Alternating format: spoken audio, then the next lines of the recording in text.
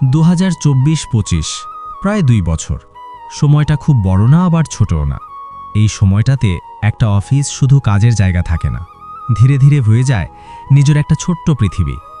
সকালবেলার হাসি, বিকালের আড্ডা, কাজের চাপের ফাঁকে ফাঁকে গল্প, সব মিলিয়ে মানুষগুলো আপন হয়ে যায় অজান্তেই।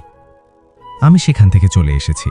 শুধু হঠাৎ একটা অনুভূতি হয়েছিল, কোনো সম্পর্ক খারাপ হয়ে যাবে তার আগেই চলে যাই। তাই একদিন চুপচাপ রিজাইন দিয়ে চলে আসলাম। আজকে যখন পেছনে তাকাই, বুঝি সব সম্পর্ক ঝামেলা দিয়ে শেষ হয় না, কিছু সম্পর্ক দূরত্ব দিয়েও থেকে যায়। ওদের সাথে কাটানোর সময়গুলো, ছোট ছোট মুহূর্তগুলো এখনো মনে পড়ে, হাসিও পায়। তবুও ভালো থাকুক তারা, ভালো থাকুক সেই জায়গাটা। কারণ জীবনের কিছু অধ্যায় শেষ হয়ে গেলেও সেগুলোর স্মৃতি কখনো শেষ হয় না। আমি এখনও ওদের মিস করি।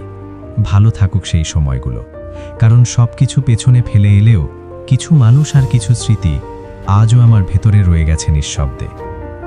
চলে আসাটা ভালো ছিল।